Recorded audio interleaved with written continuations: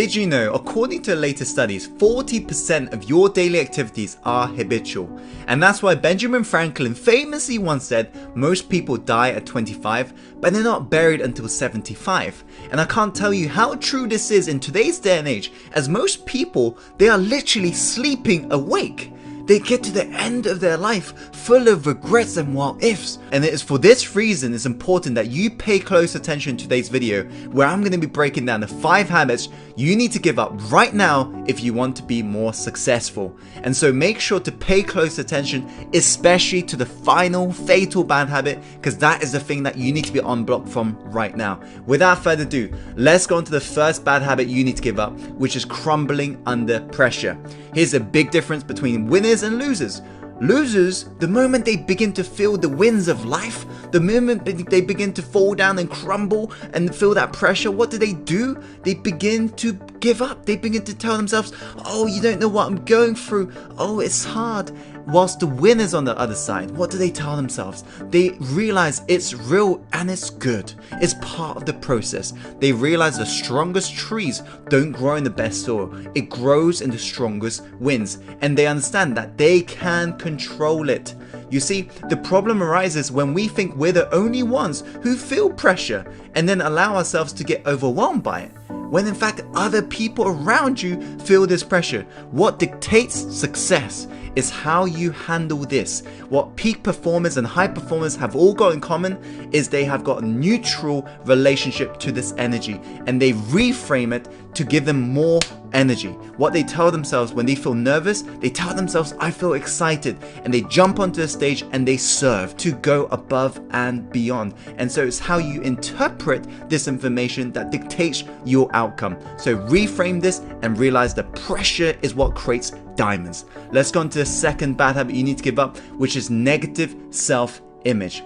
Your self-image makes you act like you. The strongest force in the human psychology is the need to remain congruent with how you identify yourself. And so to change your performance, you must change your self-image, and you must begin to get out of your comfort zone. You must begin to ask yourself, when you achieve your goals, who are you going to become? Because that's the true purpose of a goal, is to see who must you become in order for you to achieve that goal. And if you begin to change your self-image to that future vision now, that's the moment you're going to begin to act in accordance to your future self-identity. Because right now, if you view yourself negatively, as Zig Ziglar famously once said, you cannot consistently perform in a manner which is inconsistent with the way you see yourself. So you must change the way you're viewing yourself to change the outcome and the results you're currently getting. That is the second bad habit. Let's go on to the third bad habit, which is playing to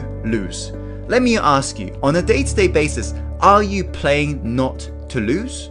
Or are you playing to win?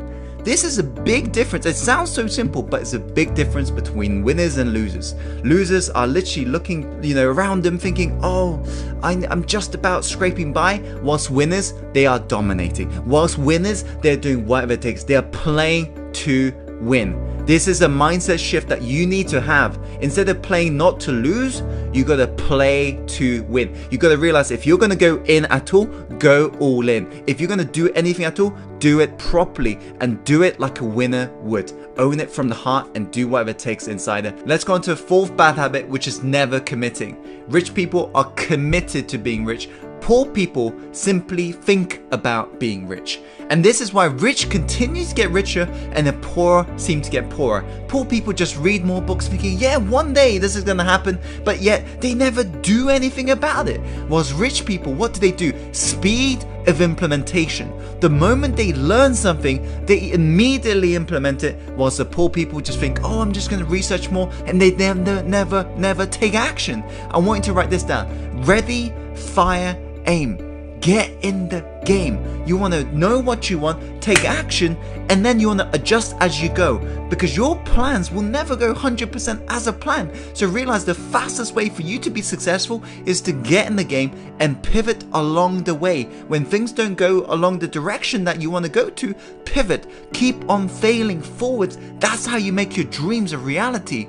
And that leads perfectly onto the final point, which is the final bad habit, which is dreaming far too small. Do you know how you're going to make your dreams a reality? Because if so, you're dreaming way too small. You see, if you shoot for the stars, at least you'll hit the moon, right?